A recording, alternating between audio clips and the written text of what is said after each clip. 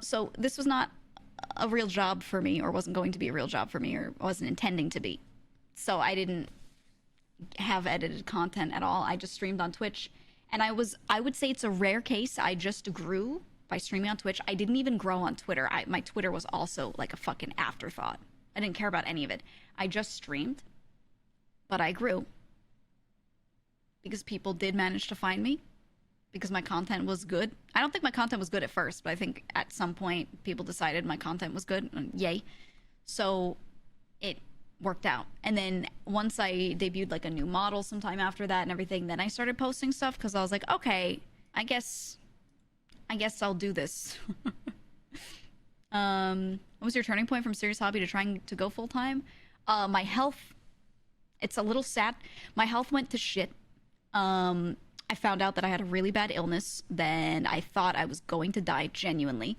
So I said, okay, well, I'm gonna quit my job and just stream, I guess. So well, I wasn't even trying to make it a job because I wasn't gonna need a job. You know what I'm saying? So I was like, I'll just stream, I guess. And I was streaming, and then I got a surgery, and it went better than it was likely to go. And I was like, oh, well, now I need a job. Now I'm gonna need one of those. So then, I mean, I already was streaming and basically full time, and it was making enough that I could do it. So I just did it. I just did it.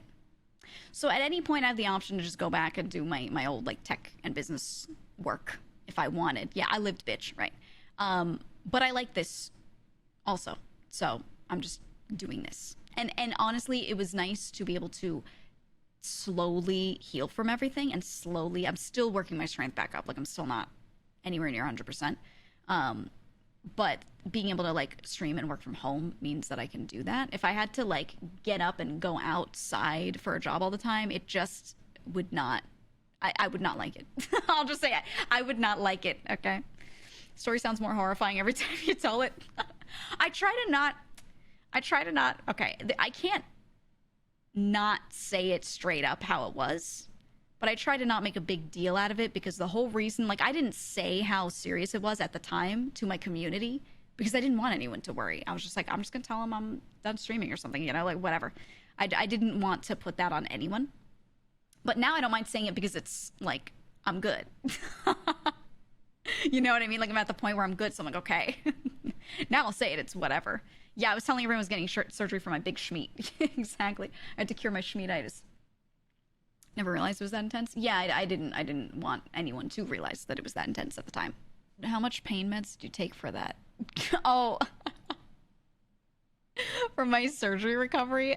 Okay, so before my surgery, I was in a lot of pain, and I had a prescribed opioid that I did not take. I took one time because the breakthrough pain was just so bad that I could not function. I actually was like, I have to take this.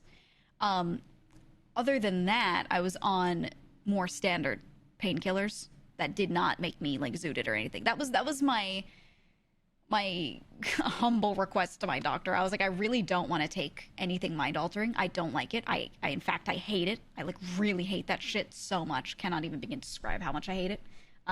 So I don't want that. And he was like, okay, well, you're going to be in a lot of pain, so I will prescribe this for you so you can have it. So if you need it, it's there. And I took it once.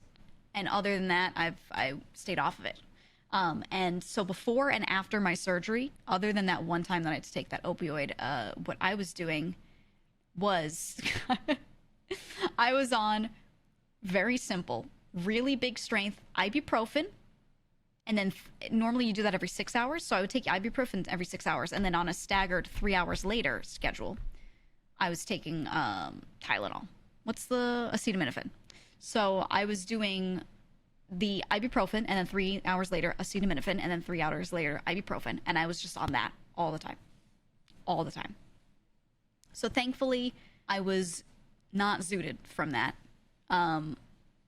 but it was a lot, and thankfully my liver was able to handle it really well. My liver kind of is great, comes in clutch, And I was drinking so much water to make sure that I wasn't having issues with that, because it really can affect your liver if you're taking that much.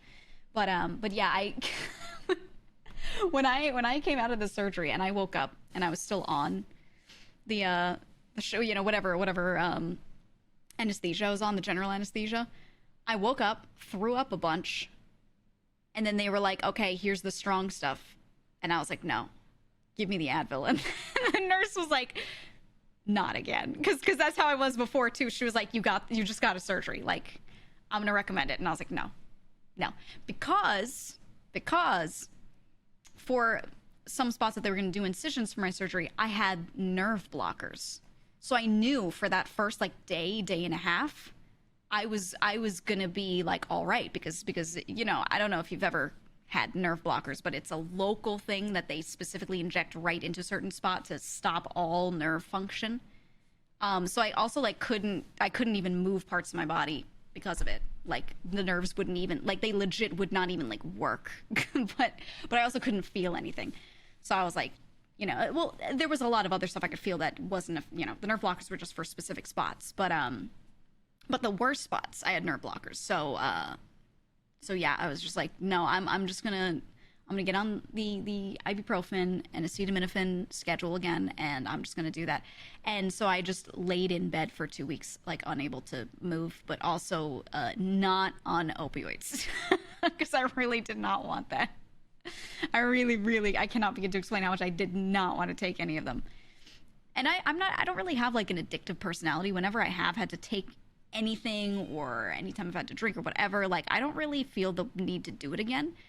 But I still I'm just so against it. I just can't. No, thank you. So yeah. So I ended up giving them back. You know, you can go and like properly recycle medications. Whenever I did the whole process, and I gave all of them back, and they were like, "No way." My doctor was like, "No way, you didn't take any of them," and I was like, "I didn't take a single one, man. I popped Advil." Ren says, when you had cancer, you had a Metaport where you got the medicine from? Oh, yeah. That's the most common use of getting a port installed. Yeah, is for chemo.